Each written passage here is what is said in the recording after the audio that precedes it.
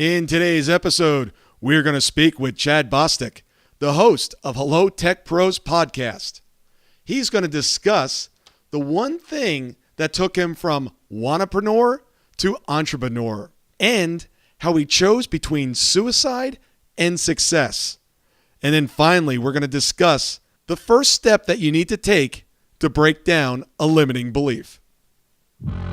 Welcome to this edition of Peak Performance Podcast with your host, Thor Conklin. Thor will be sharing the necessary tools, strategies, and psychology you'll need to become a peak performer in any area of your life or business. Thor Conklin here. We give you the tricks, the tips, the tools, the strategy, the technology, and the psychology peak performers use in order to get more done and execute at the highest level. If you know what to do but struggle with getting it all done, or simply want to raise your game to the next level, this podcast is for you. Sit back and enjoy. Chad Bostick is a social anxiety advocate who has cracked the code on the mindsets and behaviors that allow technology professionals and entrepreneurs to reach their highest potential.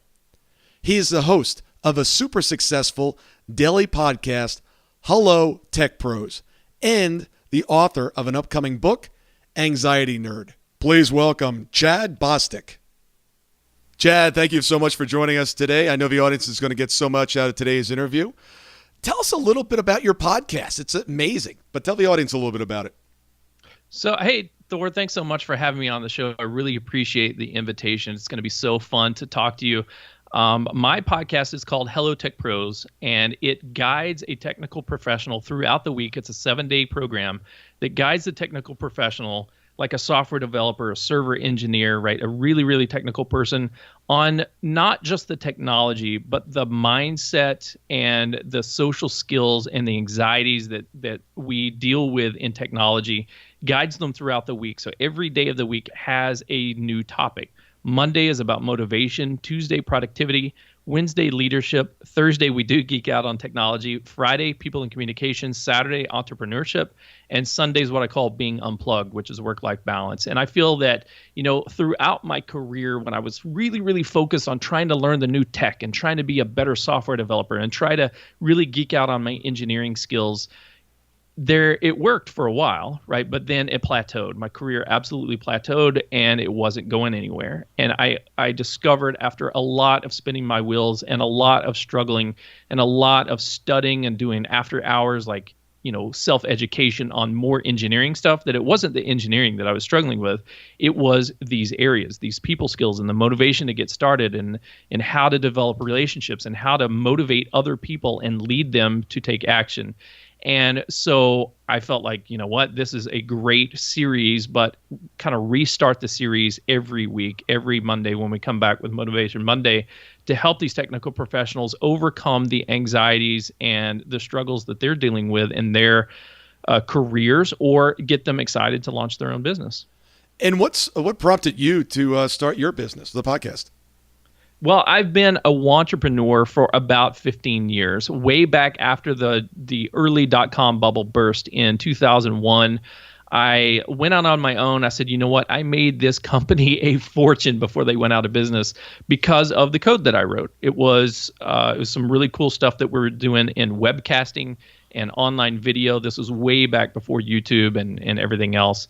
And I said, you know what, I can do this on my own. And so I went out on my own. I did nothing because I had no social skills to go out and talk to clients about, what kind of problems do they have and how can I serve them? And so I kind of floundered for about a year. I spent my savings, and then I went back to work. When I went back to work, I worked for a big organization, which was fantastic. I learned a lot, over the course of 13 years working there. I grew into an adult. I grew into facing my fears and overcoming some of my anxieties, but it really wasn't me. And throughout the entire career, I was really searching for, I want to do something. I want to be an entrepreneur. So I did a lot of studying, a lot of buying domains. I had a domain buying habit where I get up to 300-400 domains, but never actually execute on any of those ideas and make them happen. So this year, I actually, over the course of 12 months, I had 3 layoffs. So I got laid off from that oil and gas company after 13 years. I came out to Florida and got hired on at a video game company, which was absolutely the best 5 weeks in my career. But after 5 weeks, they got a new CEO, and that CEO shut down the Orlando division, so our whole office closed down. I got hired back at a sports entertainment company, which was awesome until all the regulations said, you know what, you guys are too much like gambling, and we don't want you in our states. And again, they had to shut down the Orlando office. And after that, I was like, you know what, I have struggled with wanting to do my own thing for years and years and years, for decades, but have been too afraid of failing like I failed back in 2001. I'm not afraid anymore because I've seen these big companies are failing. I can do it. I just gotta commit to it. So that's why I committed to launching my business and launching my podcast. Now, a great mind shift. How did that occur? What moment or what happened when you said, you know what, I'm not afraid anymore of failing? Well, first of all, I lied to myself because I'm still afraid. Every day is a new opportunity for me to worry about paying the bills, and a new opportunity to worry about, am I going to get my next guest? Am I going to get my next client? Like, am I going to sell a new sponsorship? So every day is a worry, but the anxiety of worrying about being a failure was surpassed by the frustration of having to go out and find another job. I was just absolutely fed up with trying to sell myself in getting hired. And I was like, look, if I'm going to have to sell myself, I might as well sell myself to clients that I want to work with. I might as well sell myself in the areas that I want to succeed at, instead of just finding another job just to pay the bills. Yeah, I mean, so often fear, people try to figure out how to avoid fear, but when you use it to drive you, I mean, it's a great motivator. It was fantastic. I loved it. And really what allowed me to really embrace it was the support of my wife. She's absolutely fantastic. And when I called her, and I had, a little bit of premonition that this third layoff may happen. It looked pretty bad in the news and stuff like that. And so when they made the announcement, I called her and said, hey, this just happened. And she said, okay, well, now's your chance. Like, we have been talking about you going out on your own and doing your own thing for years. Maybe this is the chance. We have 3 examples of these 3 companies that have, either gone out of business or have had to cut back in major areas that are industry-wide, doesn't have anything to do with you as an individual. Maybe instead of taking a gamble on the next company, you should take a gamble on yourself. And I was like, hell yeah, that's why I love you. You're awesome. Thanks. And so we did it. Nice. That's what you need. You need people around you that can support you. Absolutely. Give her a kudos tonight from me. I will. I will give her a big kudos. Thor said you did great. You are awesome. We all love you. Tell us a little bit about the social shyness. How did you overcome that? Because a lot of people suffer from this. So a lot of people suffer from shyness, and a lot of people suffer from anxiety. But it's kind of a spectrum, right? So when you look at people that and give me the distinction between the two.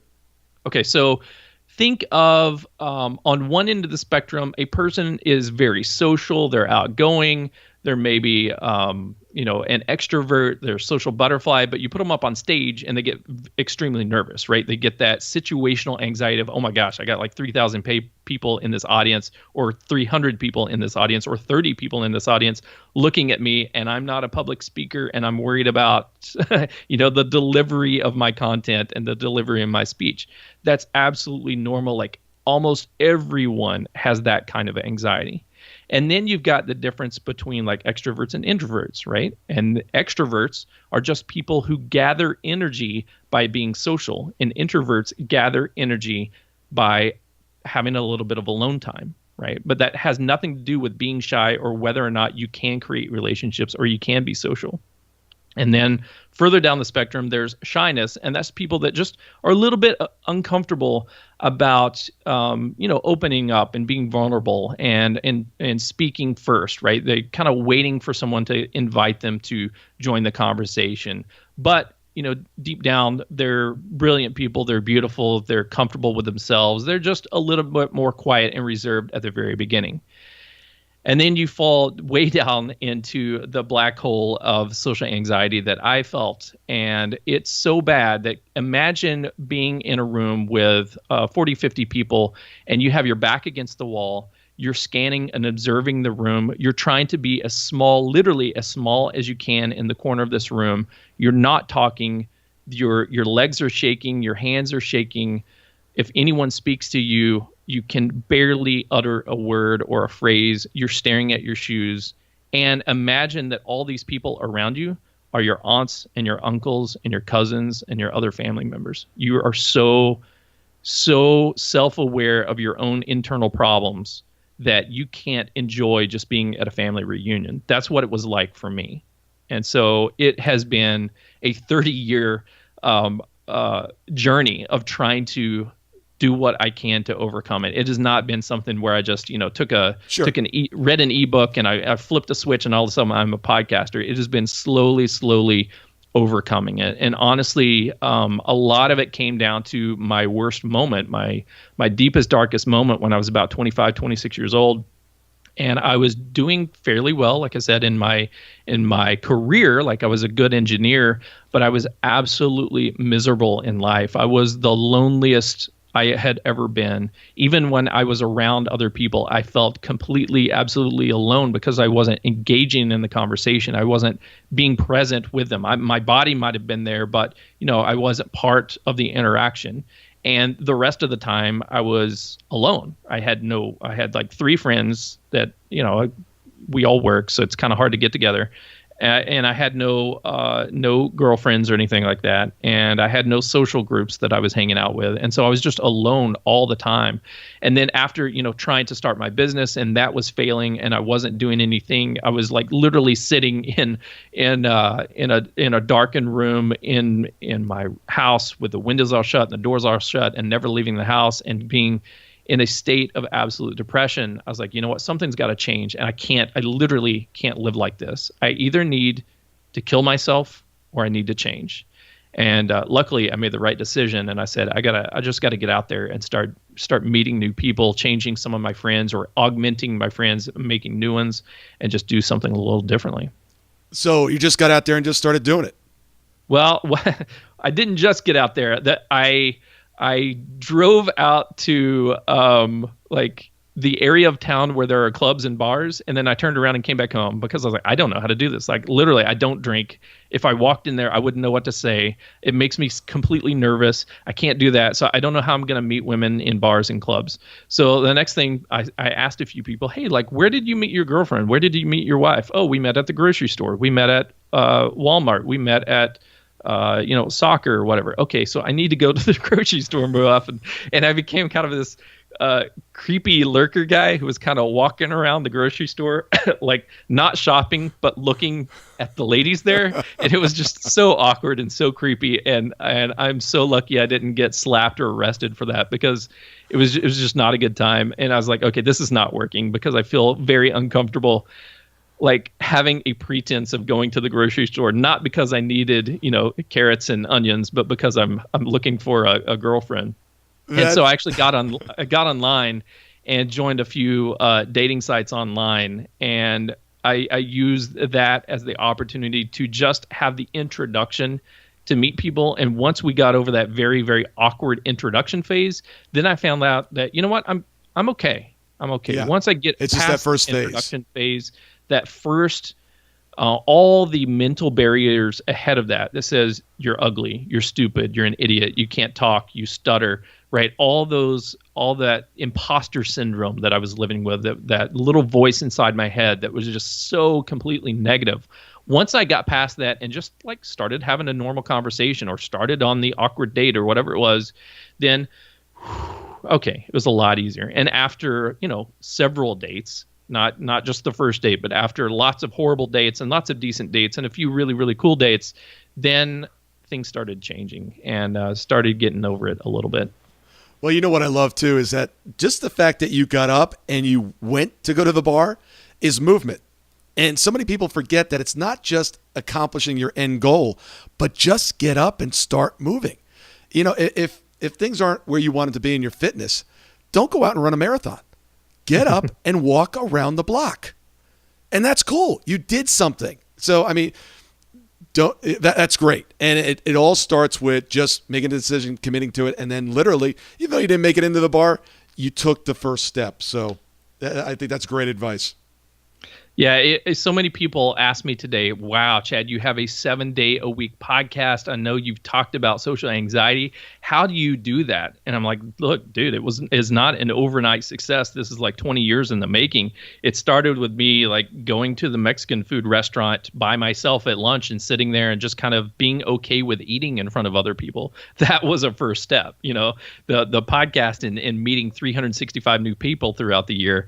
That's 20 years later. So absolutely, wherever you're at in your life or your business or your job, whatever goals you're trying to reach, dude, like you said, you don't have to do something absolutely phenomenal. Just take a step towards that phenomenal.